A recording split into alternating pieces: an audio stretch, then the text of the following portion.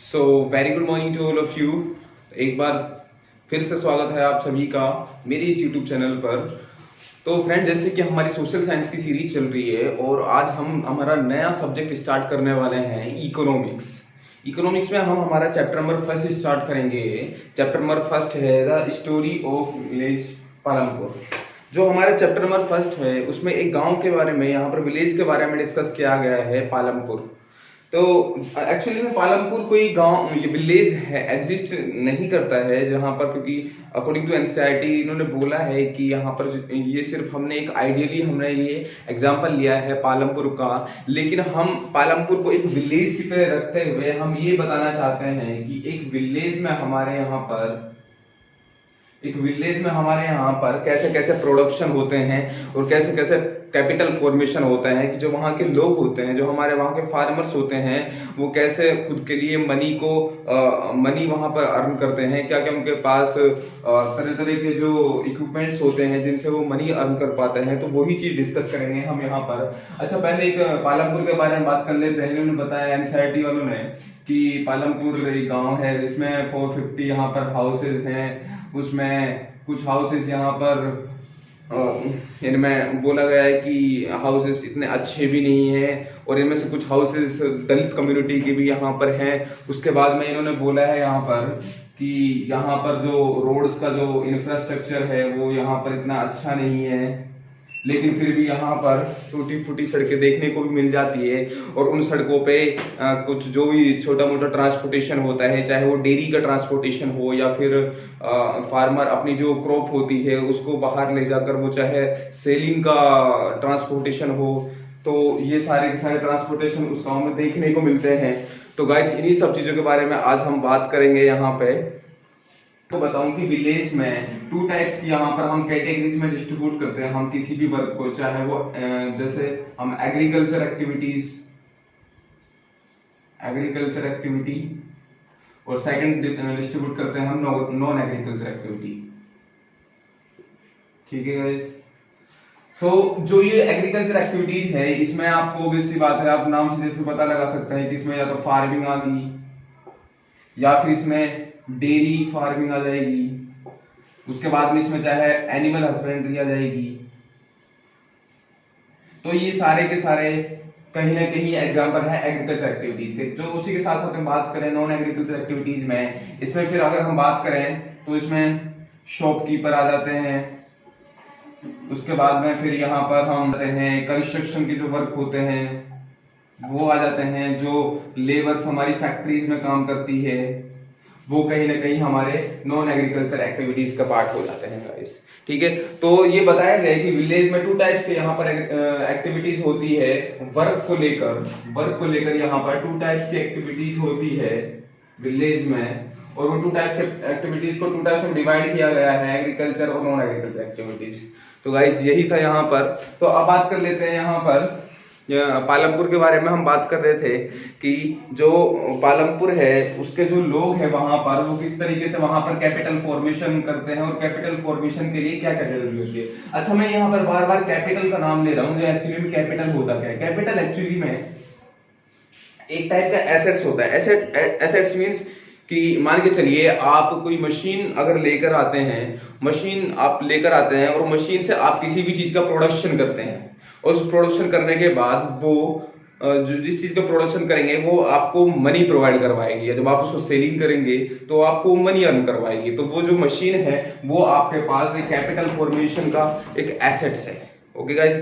तो अब बात कर लेते हैं यहाँ पर जो कैपिटल फॉर्मेशन है वो कैसे होता है। सबसे पहले हम बात करेंगे कैपिटल फॉर्मेशन के लिए। अच्छा, एक सिंपल सा मैं एग्जांपल लूंगा आपके लिए। यहाँ पर मान के चलिए आपको किसी को एंटरप्रेन्योर बनना होगा। ठीक है, एंटरप्रेन्योर बनना होगा तो सिंपली आपके लिए सबसे जरूरी चीज है एंटरप्रेन्योर मतलब कि आपको कोई फैक्ट्री ओपन करनी है। तो उसके लिए सबसे पहले जरूरी चीज है लैंड।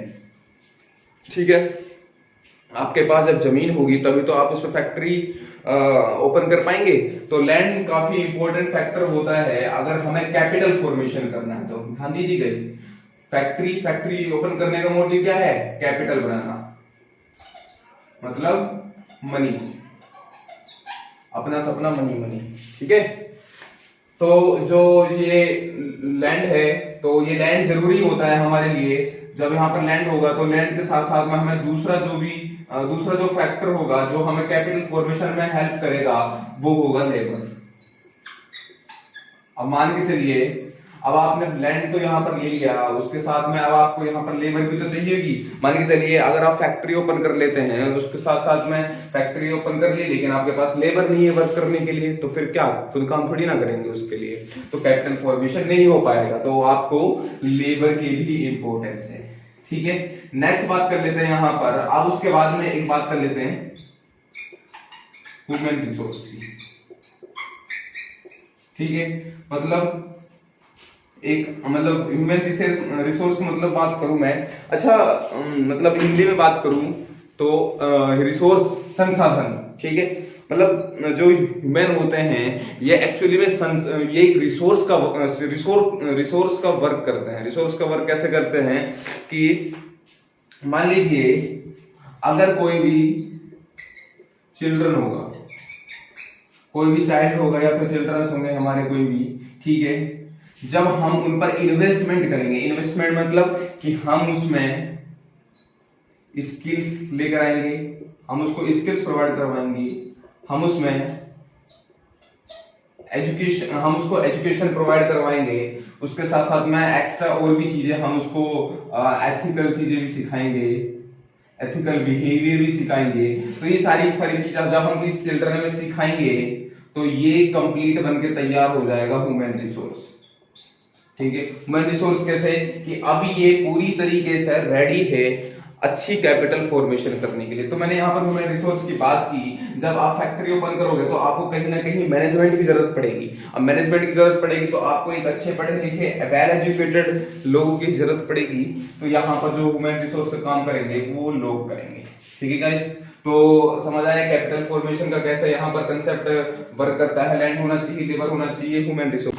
तो नेक्स्ट बात कर लेते हैं यहाँ पर हम, हमारी जो कैपिटल होती है उसको हमने टू टाइप्स में यहाँ पर डिस्ट्रीब्यूट कर रखा है। टू टाइप्स में डिस्ट्रीब्यूट कैसे कर रखा है, जो हमारा कैपिटल फॉर्मेशन करने का जो तरीका है हमने उसको टू टाइप्स में डिस्ट्रीब्यूट कर रखा है। जैसे एक तो हमने बोल रखा है स्टेबल कैपिटल फॉर्मेशन, कैपिटल या फिर मनी फॉर्मेशन। ठीक है, और जो सेकंड वाला है उसको हम बोल देंगे डायनेमिक मनी या फिर कैपिटल फॉर्मेशन। ठीक है, तो सर मैंने आपको ये टू टाइप्स यहाँ पर बताए हैं। अब मान के चलिए मैं स्टेबल की बात करूं, स्टेबल मींस कहीं ना कहीं वो स्टेबल है, वो एक जगह रुका हुआ है, और ये एक जगह कोई भी चीज रुकेगी तो वो हमें कैपिटल फॉर्म करवाएगी, वो हमें कैपिटल दिलवाएगी, वो हमें मनी दिलवाएगी। कैसे, मान के चलिए मैं थोड़ी देर पहले मैं एग्जाम्पल लिया यहाँ पर मशीन का या फिर किसी भी फैक्ट्री का। तो आपने एक बार मशीन खरीदी, वो आपने खरीदी तो वो आपको बेस बात है प्रोडक्शन करवाएगी, तो हमेशा ही आने वाले टाइम में आपके फ्यूचर तक भी वो आपको कैपिटल फॉर्मेशन करवाती रहेगी। फैक्ट्री आपने ओपन करी तो फैक्ट्री भी आपको फ्यूचर में यहाँ पर कैपिटल फॉर्मेशन करवाता रहेगा। नेक्स्ट बात करूँ यहाँ पर डायनेमिक। डायनेमिक मीन्स वो स्टेबल नहीं है, वो मतलब कि वो कहीं ना कहीं वो आगे चल, वो एक तरह से मीडिएटर है। मीडिएटर कैसे, मान के चलिए मैं यहाँ पर एग्जाम्पल लूँ रॉ मटेरियल का। रॉ मटेरियल, अब रॉ मटेरियल तो आपको पता है, रॉ मटेरियल तो कुछ होता नहीं है। ठीक है, इससे हम कुछ चीज बना सकते हैं, ना कि ये हमें कुछ पैसे दिलवाएगा, ना कि ये हमें कोई कैपिटल का फॉर्मेशन इतना करवाएगा। तो जो रॉ मटेरियल है वो एक मीडिएटर है। रॉ मटेरियल को हम जब किसी चीज में हम बना देंगे, जब जाकर वो हमें कैपिटल का फॉर्मेशन करवाएगा। नेक्स्ट जैसे अगर मैं बात करूं यहाँ पर मनी की, मतलब जो हमारे पास जो अभी के टाइम में जो हमारी करेंसी है, ठीक है, वो भी हमारी डायनेमिक है। डायनेमिक मतलब जैसे मैं बताऊं आपको, आपने सुना होगा पैसे से ही पैसा कमता है। ठीक है, तो वही चीज है मनी या फिर करेंसी की, वो एक डायनेमिक है। वो जब आप पैसे से कोई चीज खरीदोगे, मान के चलिए अगर आप फैक्ट्री ओपन करते हो, फैक्ट्री के लिए आपको लेबर चाहिए। ठीक है, अब लेबर के लिए आप इनकम दोगे, पैसे दोगे, तभी तो आप लेबर आपके पास काम करेगी। ठीक है गाइस, तो यही था हमारा मनी और ये रॉ मटेरियल का कंसेप्ट। और समझ आया आपको ये स्टेबल और डायनेमिक कैपिटल फॉर्मेशन का। अच्छा नेक्स्ट बात कर लेते हैं हम यहाँ पर पालमपुर का, जैसे चैप्टर चल रहा है तो पालमपुर के बारे में ये बताया है कि पालमपुर में हमारे यहाँ पर एग्रीकल्चर 75% एग्रीकल्चर, जो हमारे जो पालमपुर के लोग हैं वो 75% एग्रीकल्चर में ही एंगेज है। ठीक है, अगर 75% लोग हैं हमारे वो एग्रीकल्चर में ही एंगेज है। ठीक है, वो एग्रीकल्चर का ही वर्क करते हैं। बाकी जो बचे कुछ लोग हैं या तो फिर वो डेयरी में वर्क करते हैं या फिर हो सकता है वो बाहर जाकर फैक्ट्री में वर्क करते होंगे और हो सकता है वो ट्रांसपोर्टेशन में वर्क करते होंगे। तो बोला गया है कि यहाँ पर जो 75% लोग हैं वो एग्रीकल्चर में यहाँ पर एंगेज है। ठीक है गाइस, अब बात कर लेते हैं यहाँ पर कि अब 75% एग्रीकल्चर में एंगेज है तो कहीं ना कहीं इनके लिए लैंड भी काफी सारी चाहिए होगी। ठीक है, अब पहले के टाइम में क्या होता था, अनफर्टाइल लैंड, जो अनफर्टाइल लैंड होती थी या फिर बैरन लैंड होती थी, उसको भी हम कन्वर्ट कर देते थे किसमें, फर्टाइल में, फॉर आवर यूज। ठीक है, तो पहले अब जब एग्रीकल्चर पर लोड ज्यादा है, लैंड पर लोड ज्यादा है, तो ऑब्वियस सी बात है जो अनयूज्ड जो हमारे पास लैंड होंगी उनको भी हम एग्रीकल्चर लैंड में कन्वर्ट कर लेंगे। तो यही था कंसेप्ट जो हमारे पालमपुर विलेज का कंसेप्ट था। ऑब्वियस सी बात है 70% 75% अगर किसी भी विलेज की पॉपुलेशन एग्रीकल्चर पर डिपेंड होगी तो ऑब्वियस सी बात है कि मतलब छोटा सा एग्जांपल लो कि जो ये लैंड का थोड़ा सा पार्ट है, अब इस पे वर्क करने चाहिए यहाँ पर सिर्फ 5% ही और यहाँ पर वर्क कर रहे हैं इस पे 20%। ठीक है, तो कहीं ना कहीं एग्रीकल्चर लैंड पर ज्यादा वर्कलोड आता है, तो फिर ये था। ठीक है, नेक्स्ट बात कर लेते हैं यहाँ पर। अब कहीं ना कहीं पर्सन जब रिलाय ज्यादा करता है हमारे किसी भी एग्रीकल्चर लैंड पर, ठीक है, मतलब एग्रीकल्चर लैंड है तो ऑब्वियस सी बात है उसको प्रोडक्शन भी करेंगे, प्रोडक्शन करेंगे तो कहीं ना कहीं ज्यादा बेनिफिट की सोचेंगे और ज्यादा बेनिफिट की सोचेंगे तो ज्यादा से ज्यादा प्रोडक्शन करने की सोचेंगे। अब ज्यादा से ज्यादा प्रोडक्शन करेंगे तो कहीं ना कहीं वो किसी चीज का यूज करेंगे, यूज से मतलब पेस्टिसाइड का या फिर फर्टिलाइजर्स का यूज करेंगे। अच्छा पहले के टाइम में क्या होता था, यहाँ पर या तो हम यहाँ पर काऊ डंग का यूज करते थे, आपको पता होगा, या फिर ट्रेडिशनल सीड्स का यूज करते थे। ट्रेडिशनल सीड्स का पता है ना, ट्रेडिशनल सीड्स का मतलब जो जिस क्रॉप का हम प्रोडक्शन करते हैं उसी में से हम हमारे सीड्स को निकाल लेते हैं और वो हमारे अगले सीजन के लिए काम आती है, तो ट्रेडिशनल सीड्स का ऐसे यूज करते हैं। अच्छा अभी के फिर पहले के टाइम में यहाँ पर फर्टिलाइजर का अगर हमें यूज करना हो तो काऊ डंग का यूज किया करते थे। ठीक है, अभी के टाइम में तो हमारे नाइट्रोजन या यूरिया वगैरह ये सारी पोटेशियम वगैरह ये सारी मिल जाती है, लेकिन पहले के टाइम में हम हमारे काऊ डंग का यूज करते थे। ये सारे हमारे ट्रेडिशनल मेथड हुआ करते थे गाइस। ठीक है, तो अब ये कन्वर्ट होकर कहां चला गया, अब लैंड पर वर्कलोड ज्यादा है, अब प्रोडक्शन भी ज्यादा करना है। ठीक है, अब प्रोडक्शन भी मैक्सिमम करना है इनको। अब प्रोडक्शन मैक्सिमम करेंगे तो क्या करेंगे, फर्टिलाइजर्स का यूज करेंगे, पेस्टिसाइड्स का यूज करेंगे। अच्छा एक वर्ड है HYV, ठीक है, हाई यील्ड वैरायटी सीड्स। अब हाई यील्ड वैरायटी सीड्स क्या होती है, ये एक्चुअली में गुड क्वालिटी की सीड्स होती हैं। ये हमारे साइंटिफिक टाइप से ये हमारे इनका प्रोडक्शन किया जाता है, जो हमारे मतलब अच्छी क्वालिटी की जो सीड्स होती हैं और ये लॉन्गर टाइम तक हमारे यहाँ पर सरवाइव कर पाती हैं, इसलिए इनको HYV high yield variety seeds बोला जाता है और इनसे प्रोडक्शन भी ज्यादा होता है। तो एक यहाँ पर ये आ गया। ठीक है, तो अब हमारा जो ट्रेडिशनल जो मेथड था पहले के टाइम पे, अब उसको कन्वर्ट करके हमने साइंटिफिक मेथड लेकर आ गए हैं। फर्टिलाइजर पेस्टिसाइड्स और HYV का यूज करके हम ये सारे के सारे हमने ट्रेडिशनल मेथड को साइंटिफिक मेथड में कन्वर्ट कर दिया है। तो ऑब्वियस सी बात है अब क्या होगा यहाँ पर, अच्छी बात है, प्रोडक्शन तो ज्यादा ही होगा, प्रोडक्शन बहुत अच्छा होगा। ठीक है, अच्छी अर्निंग होगी फार्मर्स की। ठीक है, सिक्योरिटी भी होगी उनके लिए अच्छी वाली।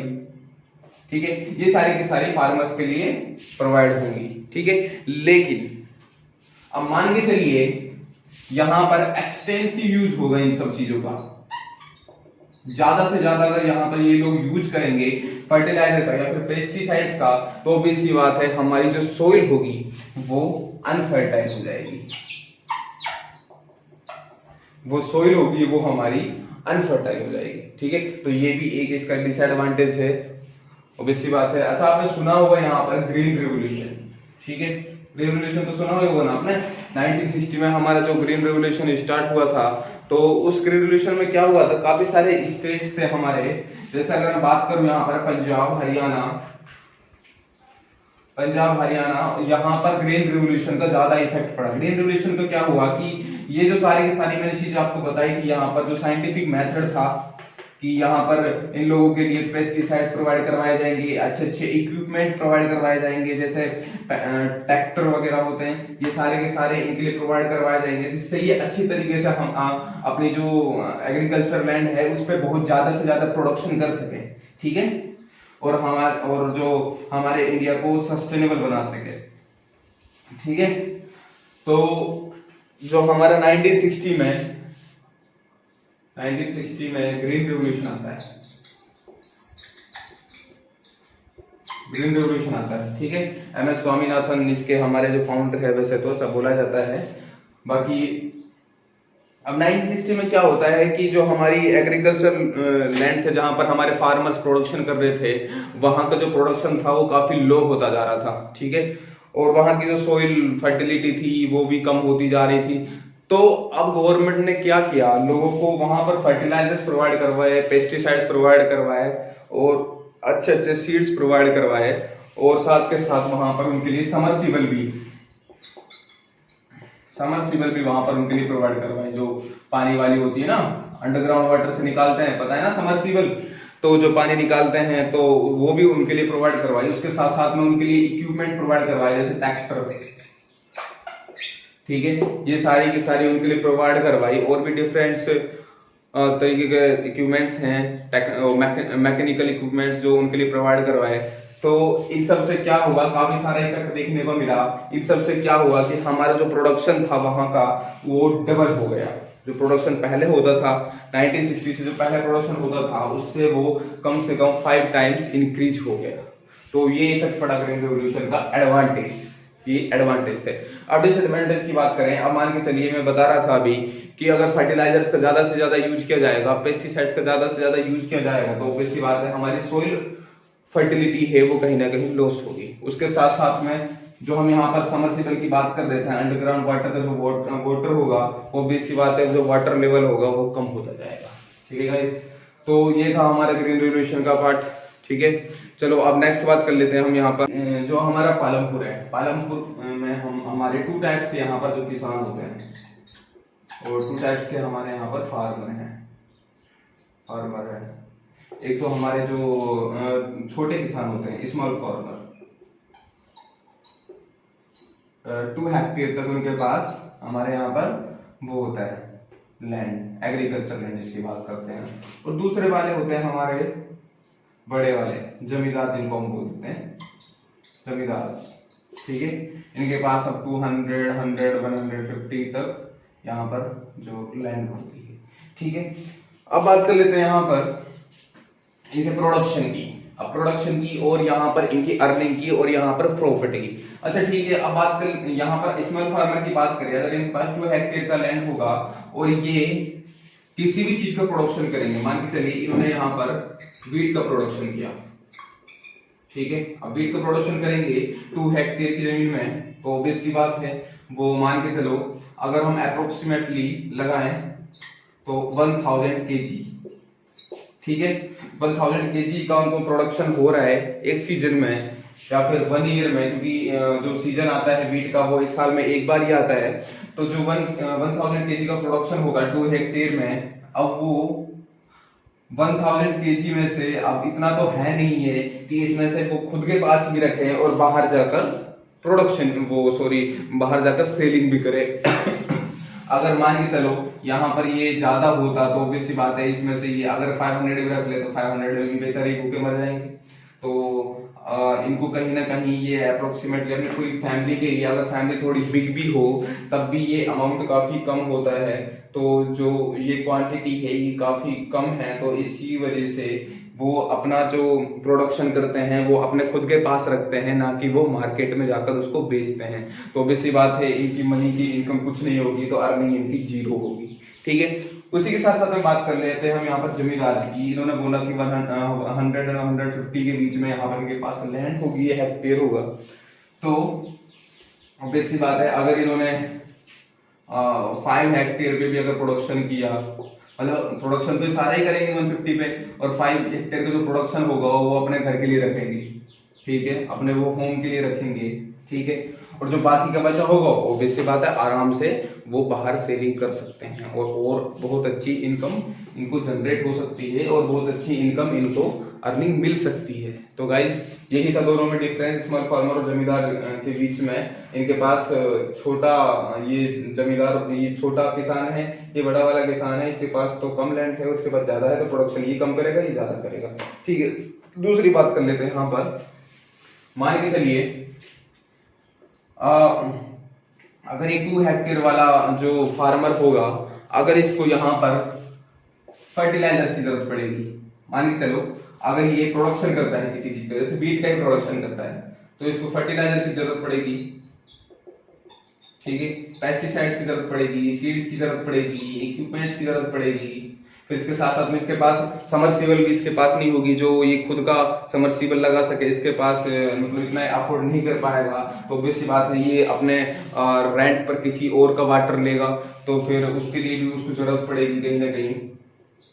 तो इन सब के लिए जो भी उसको अमाउंट चाहिए होगा, तो अमाउंट मान के चलो अगर हम वैसे बात करें 50,000, ठीक है, 50,000 अगर इसका खर्चा ही आ जाए सब चीज का, फर्टिलाइजर, पेस्टिसाइड, सीड्स का और इन सब का वाटर वगैरह का सारा खर्चा आ जाए, पर वो हर मतलब हर पूरे मंथ की बात करें हम, अगर हम पूरे ईयर की बात करें, ठीक है, पूरे ईयर में अगर उसका 50,000 का खर्चा आता है, और ओवरऑल अगर मिलाकर जो उसका बीट का प्रोडक्शन हो रहा है वो कहीं ना कहीं वो अगर मार्केट में जाकर सेलिंग भी करता है, तो वो अगर 40,000 में भी सेलिंग करता है, क्योंकि अगर मान के चलो, आप जरूरी तो है नहीं कि उसकी अभी के टाइम में तो आपको पता है कि जो फार्मर्स होते हैं उनकी जो क्रॉप्स होती है उनके अच्छे उनको प्राइस नहीं मिल पाते हैं, वो बड़ी दिक्कत हो रखी है। तो मान के चलो अगर 40,000 पे भी अगर उनका यहाँ पर इनको अगर अर्निंग हो रही है, तो ये जो 50,000 तो इनका खर्चा ही था ना, तो इनको प्रॉफिट हुआ, और उल्टा इनको लॉस हो गया 10,000 का।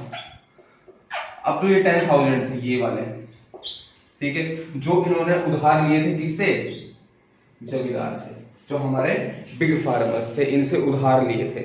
अब उधार लिए थे ऑब्वियसली बात है, तो अभी जमींदार इतने तो अच्छे लोग होते नहीं है, तो अभी जमींदार क्या करेंगे, या तो यहाँ पर ये मोर्गेज रख देंगे। मोर्गेज में क्या रखेंगे? मोर्गेज मतलब या तो वो उनके जो लैंड है, जो उनकी जो 2 हेक्टेयर वाली जो लैंड है उनके, या तो वो जमीन के कागज रख देंगे, जो डॉक्यूमेंट्स होंगे उनके लीगल डॉक्यूमेंट्स, या तो फिर उनकी फिर ज्वेलरी भी रख सकते हैं।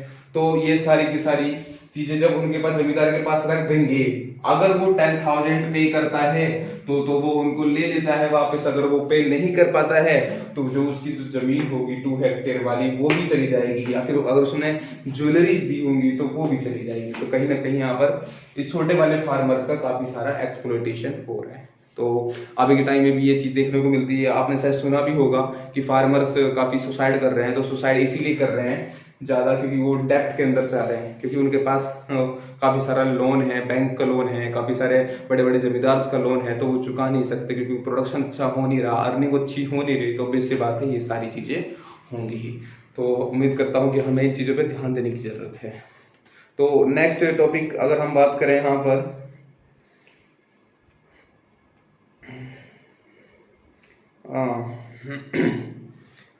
पालमपुर में नॉन एग्रीकल्चर एक्टिविटीज कौन कौन सी होने वाली है। अब नॉन एग्रीकल्चर एक्टिविटीज की बात करें तो जैसे एक एक्टिविटीज इन्होंने यहाँ पर बताई है डेयरी की, ठीक है, यहाँ पर डेयरी की इन्होंने एक एक्टिविटी बताई है, ठीक है, कि अगर वो एग्रीकल्चर से हटकर, ठीक है, अगर वो एग्रीकल्चर से हटकर कहीं और जाते हैं अर्निंग करने के लिए, तो उनके पास जो दूसरा ऑप्शन है वो है डेयरी का। ठीक है। अब डेयरी तो आप सभी को पता है कि उन्होंने कि काफी सारे फार्मर्स होते हैं, उन्होंने बफेलो ली होती है या फिर काव ली होती है, मतलब एनिमल्स जो डोमेस्टिकेटेड एनिमल्स होंगे, डोमेस्टिकेटेड एनिमल्स होंगे, डोमेस्टिकेटेड एनिमल होंगे, चाहे वो काव हो या फिर बफेलो हो, ठीक है, और भी कुछ हो, शिप हो, तो ये सारे के सारे होंगे। तो इन्होंने जो पालते होंगे तो इनका जो या तो वो मिल्क का प्रोडक्शन हो रहा हो या फिर किसी और चीज का प्रोडक्शन हो रहा हो, तो कहीं ना कहीं ये उस मिल्क प्रोडक्शन को बाहर जाकर ट्रांसपोर्ट में इनको यूज कर सकते हैं और बाहर जाकर ये अच्छी खासी इनकम कमा सकते हैं। तो ये पालनपुर के विलेज में एक नॉन एग्रीकल्चर एक्टिविटीज में ये एक टाइप पता है इन्होंने कि अगर डेयरी का अगर वो यूज करें, डेयरी का, तो एग्रीकल्चर के अलावा डेयरी में भी अच्छा प्रोडक्शन हो सकता है और अच्छी अर्निंग हो सकती है। तो कहीं ना कहीं हमारे किसानों को ये चीज ध्यान देने की जरूरत है कि वो एग्रीकल्चर तो करे, साथ के साथ उसके अलावा उनको डेयरी पर भी ध्यान देने की जरूरत है। ठीक है, अब बात कर लेते हैं यहाँ पर सेकंड, कंस्ट्रक्शन की, कंस्ट्रक्शन या फिर फैक्ट्रीज। ठीक है गाइस, तो अब सारे के सारे तो चलो मान के चलो अगर 100% अगर है पॉपुलेशन तो 75% तो हमने डिस्कस की, वो तो सारी सारी एग्रीकल्चर में थी, तो 75% में से 5% मान के चलो अगर इसमें है डेयरी फार्मिंग में, और जो इसमें अगर कंस्ट्रक्शन जो फिर जो बाकी बचेगी वो कहीं ना कहीं कंस्ट्रक्शन की तरफ जाएगी, फैक्ट्रीज की तरफ जाएगी। तो लोग फैक्ट्रीज में काम करेंगे। अब वो गांव में तो फैक्ट्री होंगी नहीं, ऑब्वियस सी बात है, तो गांव के जो भी पास के शहर होगा या फिर थोड़ा दूर जाकर होगा तो वहां पर जाकर वो फैक्ट्रीज में काम करेंगे। तो 10% की जो पॉपुलेशन होगी वो कहीं ना कहीं फैक्ट्रीज में काम करेगी। ठीक है, नेक्स्ट बात कर लेते हैं यहाँ पर एक और दे रखा है यहाँ पर नॉन एग्रीकल्चरल एक्टिविटीज का, ट्रांसपोर्टेशन। ट्रांसपोर्टेशन, ठीक है, अब ट्रांसपोर्टेशन का क्या होगा, मान के चलिए अगर मैं कोई एग्जांपल लूं, राम के पास मैं सिंपली बताऊं जैसे आपको कि राम के पास मान के चलिए कोई ट्रक है।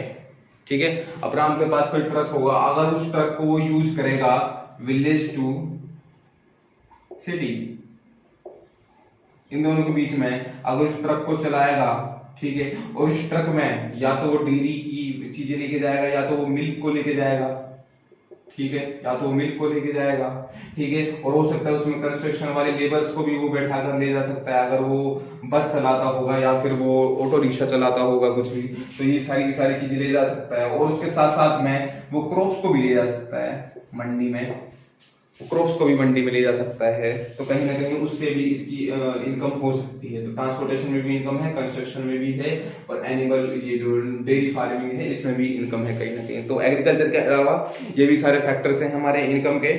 तो उम्मीद करता हूँ आपको ये चैप्टर जरूर समझ में आया होगा। तो कुछ भी डाउट्स हो तो जरूर आप कमेंट सेक्शन में जरूर बता सकते हैं।